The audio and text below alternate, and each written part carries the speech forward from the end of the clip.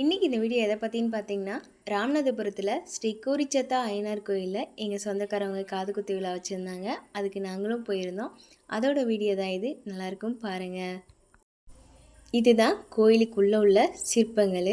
குதிரை, யானை, குட்டி குட்டி சிற்பங்கள், பூதங்கள் அப்படின்னு சொல்லிட்டு நிறைய சிலைகள் இருக்கும். கோயிலும் நல்ல பெருசாக இருக்கும். ரொம்ப ரொம்ப சூப்பராக இருக்கும். இது வந்து மெயின் ரோடு. காலையில் இந்த வீடியோ எடுக்கிறப்ப ரொம்ப சூப்பராக இருந்துச்சு. இது வந்து பார்த்திங்கன்னா என்ட்ரன்ஸு. அப்புறம் வந்து இந்த 2 கெடா தான் கெடா வெட்ட போகிறாங்க காது குத்துறவங்க. எங்கள் சொந்தக்காரவங்க எல்லோரும் வெளியில் நின்றுருந்தாங்க. இதுதான் வந்து என்ட்ரன்ஸு.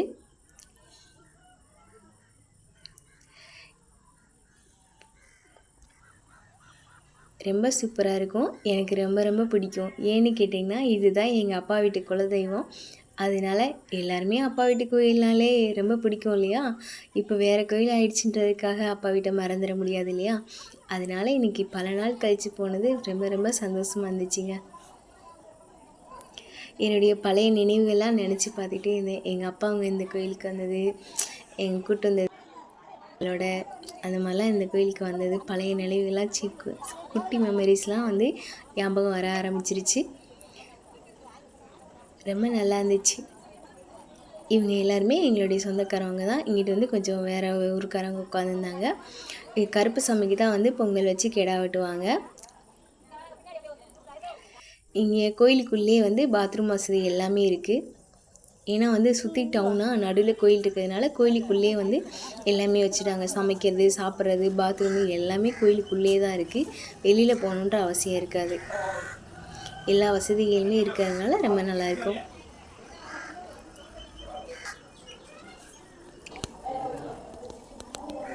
இது வந்து நம்ம கோயிலுக்குள்ளே கருவறை.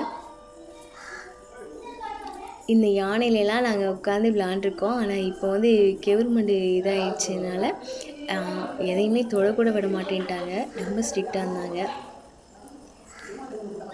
இந்த சிலையெல்லாம் இப்போ தான் பூராமே வச்சுருக்காங்க. முதலெல்லாம் வந்து சும்மா ப்ளெயினாக சிமெண்ட் தளமாக தான் போட்டு வச்சுருந்தாங்க. இப்போ நிறைய ஆல்ட்ரேஷன் பண்ணி நிறைய சாமிகளை வச்சு நல்லா வச்சுருந்தாங்க.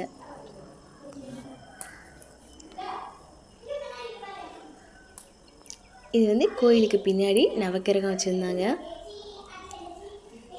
இதுக்கு பேர் வந்து என்னன்னு தெரியல, ஆனால் வச்சுருந்த ஒரு சாமி. இது வந்து அணையா விளக்கு. இதுதான் வந்து கருவறை. இவர் தான் கூரிச்சத்தா ஐயனார். அவருக்கு 2 பொஞ்சாதிகள். இப்படி ஜம்முன்னு உட்காந்துருக்காரா. இவர் தான் எங்கள் அப்பா வீட்டு குலசாமி. எல்லாருக்குமே அவங்கவுங்க அப்பா வீடுனாலே ரொம்ப ஸ்பெஷல் இல்லைங்க. அதே மாதிரி தான் எனக்கும் எங்கள் அப்பா வீட்டு கோயிலில் ரொம்ப ஸ்பெஷல், ரொம்ப பிடிக்கும். அதுக்கப்புறம் வந்து சமைக்கிறதுக்கெலாம் வந்து தண்ணி வண்டி வந்திருக்கும். அதில் நம்ம தண்ணி தேவையான அளவுக்கு பிடிச்சிக்கலாம். இதுதான் வந்து சமைக்கிற இடம். எனக்குலாம் வந்து கிடா வெட்டுவாங்க. சாமி வந்து உள்ளே இருக்குது கருப்பு சாமி. ஆனால் அதுக்கு நேராக நிப்பாட்டி வச்சு கிடா வெட்டிடுவாங்க.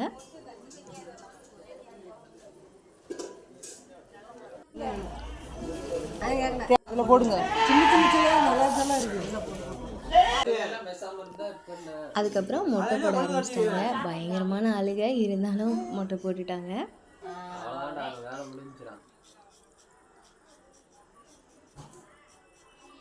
இதெல்லாம் பார்க்கும்போது எனக்கு சின்ன பிள்ளையில் இருந்த ஞாபகம்லாம் வந்துச்சு. எங்கள் மாமா மடியிலேருந்து எனக்கு மொட்டை அடித்ததெல்லாம்.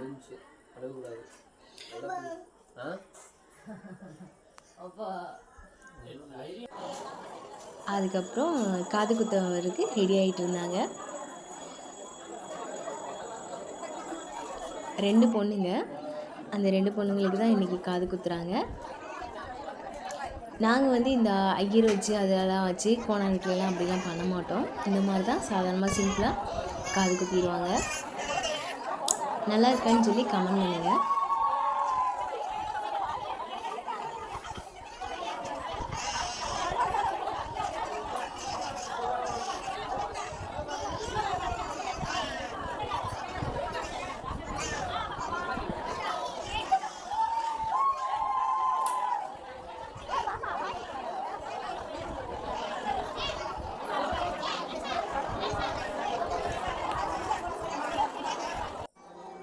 பெரிய பொண்ணுக்கு காது குத்தி முடிச்சிட்டாங்க. இப்போ சின்ன பொண்ணுக்கு காது குத்துறாங்க. ஏற்கனவே சாக்லேட்டை வாய்க்குள்ளே வச்சு அதுவே பயங்கரமாக அழுத்திட்டு இருந்தான். அப்படி இருந்தும் 2வது வாழைப்பழத்தையும் வாயில் வைக்கையில் காது குத்த போயிட்டாங்களா, அதனால ரொம்ப சரியான அழுகை.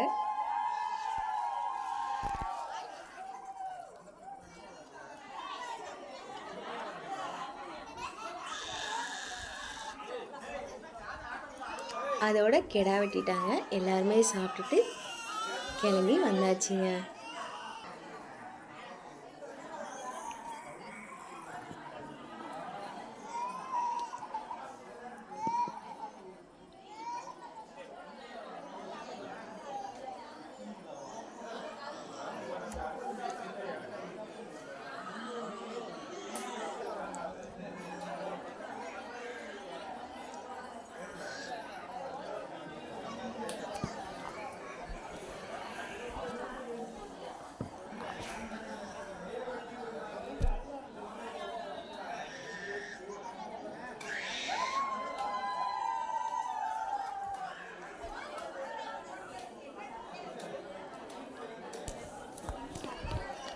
இந்த மாதிரி தான் வந்து தட்டில் எல்லாத்தையும் எடுத்து வச்சுருப்பாங்க. பருப்பு, ஜீனி, தேங்காய், வாழைப்பழம், பழங்கள் அப்படின்னு சொல்லிட்டு எல்லாத்தையும் இதுமாரி தட்டில் எடுத்து வச்சு அப்படியே முன்னாடி ஆளுகள்லாம் கூப்பிட்டு வச்சு காது குத்திடுவாங்க. அவ்வளோதான், எங்கள் வீட்டு வம்சம் முடிஞ்சிருச்சு.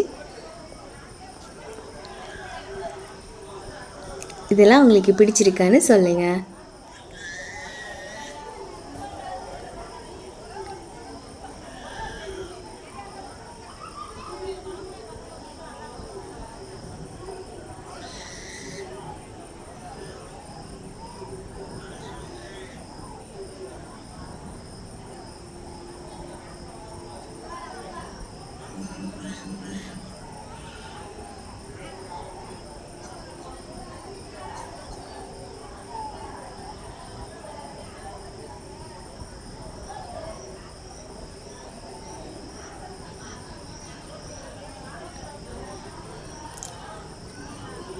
அதோட ஓரளவுக்கு பிள்ளைகள்லாம் சமாதானம் ஆயிடுச்சுங்க. நாங்களும் கிளம்பி வந்துட்டோங்க. இது வந்து மதுரை. நான் ஏற்கனவே ஒரு வீடியோவில் சொல்லியிருக்கேன், இருந்தாலும் இப்போவும் சொல்கிறேன். நல்லா மழை பெஞ்சு பசுமையாக சூப்பராக இருந்துச்சு. ஆற்றெல்லாம் பார்க்கவே ரொம்ப நல்லா கண் குளிர்ச்சியாக இருந்துச்சுங்க. அப்படியே மதுரை வந்துட்டு அப்புறம் அங்கிட்டேருந்து ஒரு இடத்துல வந்து சாப்பிட்டுட்டு அப்படியே ரிட்டன் வீட்டுக்கு வரும்போது ஒரு டீ வாங்கி குடிச்சிட்டு வீட்டுக்கு வந்தாச்சு.